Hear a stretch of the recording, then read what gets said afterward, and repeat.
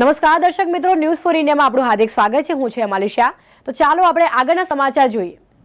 સમાચારમાં વાત કરીએ તો જામનગરના ગુલાબની સુગંધ પહોંચી છે 11,000 કિલોમીટર દૂર આવેલા કેનેડા સુધી। જી હા, ધ્રોળ તાલુકાના કાનપુર ગામના પ્રગતિશીલ ખેડૂત બલદેવ ખાતરાણી દેશી ગુલાબમાંથી ગુલકંદ બનાવે છે। સરકારી કાર્યક્રમોમાં પ્રાકૃતિક કૃષિના સ્ટોલમાં મારી પ્રોડક્ટનું વેચાણ થાય છે, જેનાથી મને ઘણો બધો ફાયદો થયો છે। આ કહેવું પ્રગતિશીલ ખેડૂત શ્રી બળદેવભાઈ ખાતરાણીનું છે। જામનગર તારીખ 7 નવેમ્બર ગુલાબ એ ફૂલોનો રાજા કહેવાય છે, ત્યારે ગુલાબની 300 થી વધુ પ્રજાતિઓ જોવા મળે છે। ગુલાબમાં સફેદ, પીળા, ગુલાબી અને લાલ રંગોમાં જોવા મળે છે। ગુલાબની ખેતી મોટાભાગે એશિયા ખંડમાં કરવામાં આવે છે।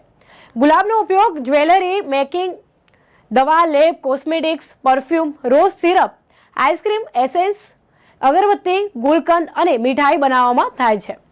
ત્યારે જામનગર જિલ્લાના ધ્રોળ તાલુકાના કાનપુર ગામના ખેડૂત બળદેવભાઈ ભાણજીભાઈ ખાતરાણી માતૃકૃપા ઓર્ગેનિક ફાર્મનું સંચાલન કરે છે। બળદેવભાઈ ગાય આધારિત ખેતી કરે છે અને અત્યારે તેમના ખેતરમાં તેમણે મગફળી, ઘઉં, કપાસ, પાલક, બીટ, હળદર, બ્રાહ્મી, જવેરા અને ગુલાબનું વાવેતર કર્યું છે। બળદેવભાઈ ગુલકંદ કેવી રીતે બનાવે છે, ચાલો તેના વિશે જાણીએ। બળદેવભાઈએ જણાવે છે કે હું 5 વર્ષથી ગાય આધારિત પ્રાકૃતિક ખેતી કરું છું।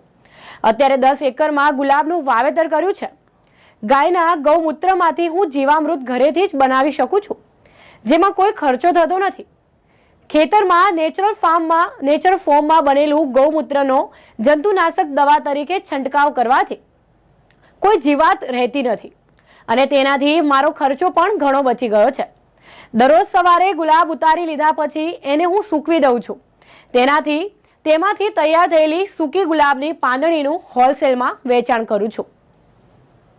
છેલ્લા 5 વર્ષથી આ ગાય આધારિત પ્રાકૃતિક ખેતી કરું છું, જેની અંદર પિયત તરીકે જીવામૃત બનાવીને વાપરું છું, આકડો વાપરું છું અને ખાટી છાશનો ઉપયોગ કરું છું। જ્યારે છંટકાવ તરીકે કોઈ રોગ જીવાત આવે તો ખાટી છાશ અને ગૌમૂત્રનો છંટકાવ કરું છું। અમારે 10 વીઘાના ગુલાબ છે। ગુલાબની અંદર ગુલાબની સૂકી પાંદડી કરું છું। ગુલાબ સવારે ઉતારી અને એની પાંદડી કરી અને એની સુકવણી કરું છું। સૂકી પાંદડી 10 કિલોના બેગમાં વેચાણ કરું છું।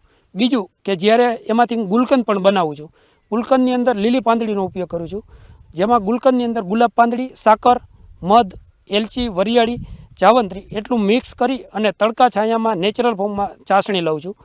તૈયાર થયા પછી 500 ગ્રામના પેકિંગમાં હું પેકિંગ કરું છું અને 500 રૂપિયા પર કેજી વેચાણ કરું છું, જે અહીંથી હું રિટેલમાં જ વેચાણ કરું છું। જેમાં બીજું કે ગુલાબની અંદર મિશ્ર પાકમાં હું મગફળી વાવું છું। ચોમાસા સિઝનમાં મગફળીમાંથી હું સિંગ તેલ કાઢી અને તેલનું વેચાણ કરું છું, જે મારો 4,000 થી 4,200 રૂપિયા ડબ્બો જાય છે। તેઓ આગળ જણાવે છે કે ગુલકંદ બનાવવા માટે લીલી ગુલાબની પાંદડી, સાકર, મધ, એલચી, વરિયાળી અને જાવંત્રી આ તમામ પદાર્થો સરખા ભાગમાં મિક્સ કરવામાં આવે છે। તડકા છાયામાં મૂકીને મધમાંથી ચાસણી તૈયાર કરાય છે। આ પ્રક્રિયામાં હાનિકારક ખાંડનો ઉપયોગ ના થતો હોવાથી આ હોમમેડ ગુલકંદ ખાધા પછી શરદી, કફ કે ખાંસી થતી નથી। આ ગુલકંદ તૈયાર થઈ ગયા પછી તેઓ 500 રૂપિયા પ્રતિ કિલોગ્રામના ભાવે વેચાણ કરે છે। તેમના બનાવેલા ગુલકંદની માંગ અત્યારે ગુજરાત પૂરતી જ નહીં, પરંતુ કેનેડા, ઇંગ્લેન્ડ સુધી પણ જોવા મળી રહી છે। બળદેવભાઈ પાસેથી કેનેડાના ગ્રાહકો ગુલકંદ હોલસેલમાં મંગાવે છે। તેમની પ્રોડક્ટ જામનગર જિલ્લાના સીમાડા વટાવીને પશ્ચિમના દેશો સુધી પહોંચી ગઈ છે। ઉલ્લેખનીય છે કે બળદેવભાઈ ગુલાબની ખેતી કરવાની સાથે સાથે મિશ્ર પાકમાં મગફળી વાવે છે। મગફળીની સિઝનમાં તેઓ સિંગ તેલનું વેચાણ પણ કરે છે, જેમાંથી તેમને એક ડબ્બાનું વેચાણ કર્યા પછી 4200 રૂપિયાની આવક મળે છે।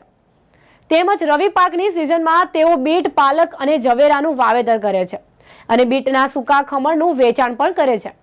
તેમણે ગુલાબની પાંદડીને સૂકવવા માટે પોલી સોલાર ડ્રાયર લીધું છે, જે 1 લાખ રૂપિયાની કિંમત સુધીનું હોય છે। આ મશીન ખરીદવા માટે તેમને બાગાયત વિભાગ તરફથી સહાય મળી છે। સવારે મશીનમાં તેઓ પાંદડી સૂકવી લે છે અને બપોર સુધીમાં તે તૈયાર થઈ જાય છે।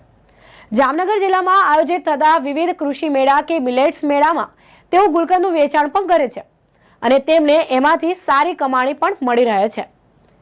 આ ઉપરાંત બળદેવભાઈ પાસેથી મલ્ટીનેશનલ કોસ્મેટિક કંપનીઓ ગુલાબની સૂકી પાંદડી મંગાવે છે, જેનો ઉપયોગ લિપસ્ટિક્સ બનાવવા માટે પણ થાય છે.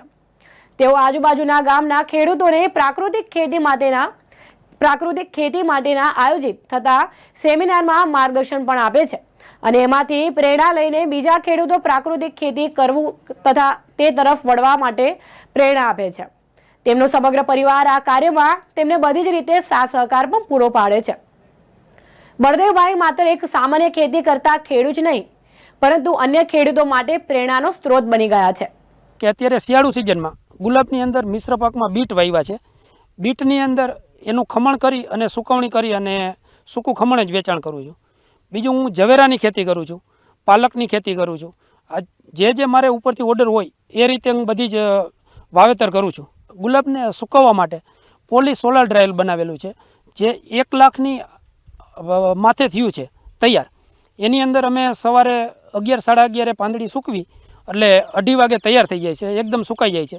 એની અંદર સુકાવાથી એક ફાયદો અમને એ થાય છે કે પવનની અંદર ઉડતું નથી, બીજું કોઈ જાતનું રજકણ એમાં આવતા નથી, એટલે એકદમ શુદ્ધ તૈયાર કરી છે.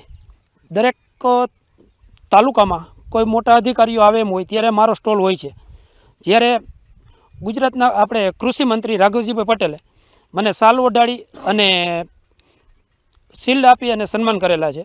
તે પછી મુખ્યમંત્રી ભૂપેન્દ્રભાઈ પટેલ જ્યારે ધ્રોલ આવેલા ત્યારે મારા સ્ટોલની મુલાકાત લીધેલી. રાજકોટથી ઉપર સાપર ફ્લોટેક સબમર્સિબલ કંપનીએ જ્યારે પરસોત્તમભાઈ રૂપાલા આવ્યા ત્યારે પણ મારા સ્ટોલની મુલાકાત લઈ અને મારું ગુલકંદ મેં એને અર્પણ કરેલું.